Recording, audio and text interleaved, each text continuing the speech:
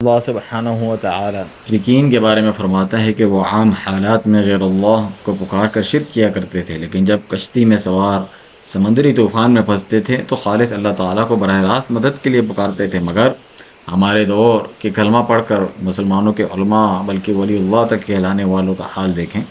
جنید بغدادی ستیاب پر چل رہی ہے، پانی پر چل رہی ہے، یا اللہ یا اللہ یا اللہ کا ورد کرتے ہوئے پانی پر چل رہے ہیں۔ ایک شخص دیکھتا ہے، وہ کہتا ہے حضرت آپ پانی پر چل رہے ہیں، یوں چل رہے ہیں جیسے انسان زمین پر چل رہا ہوتا ہے۔ پڑھیں یا اللہ یا اللہ یا اللہ۔ وہ شخص کہتا ہے جنید بغدادی میں نے بھی دریا پار کرنا ہے، مجھے فرمائے میں بھی کچھ پڑھوں۔ فرمایا تو پڑھتا رہے، یا جنید یا جنید یا جنید یا جنید پڑھتا ہوا پانی پر تو بھی چل رہا ہے۔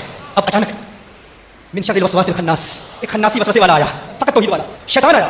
شیطان آ کے کہتا ہے خود جنید یا اللہ پڑھ رہا ہے، تجھے کہہ رہا ہے یا جنید وہ اللہ جو جنید کی سنتا ہے تیری کیوں نہیں سنے گا؟ جو جنید کو دریا پار کرا سکتا ہے تجھے کیوں نہیں کرائے گا؟ تو یا اللہ کہہ، وہ یا اللہ کہتا ہے، تو یا جنید کیوں کہہ رہا ہے؟ اس نے کہا اچھا بات تو درست ہے، اب یہ اس کے ایمان کا امتحان بن کہا، ٹھیک ہے میں بھی یا اللہ کہتا ہوں۔ کہتا ہے یا اللہ، ایک مرتبہ یا اللہ کہا، فوراً پانی میں ڈوب گیا۔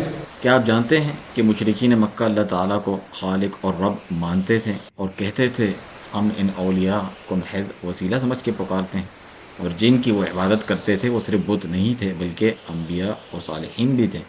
جاننے کے لیے سنیں شیخ الاسلام محمد بن عبد الوہاب رحمہ اللہ کی کتاب قواعد اربع کے دروس، روزانہ شام 7 بجے پاکستان وقت کے مطابق طارق علی گروہی ڈیجیٹل میڈیا کے یوٹیوب چینل پر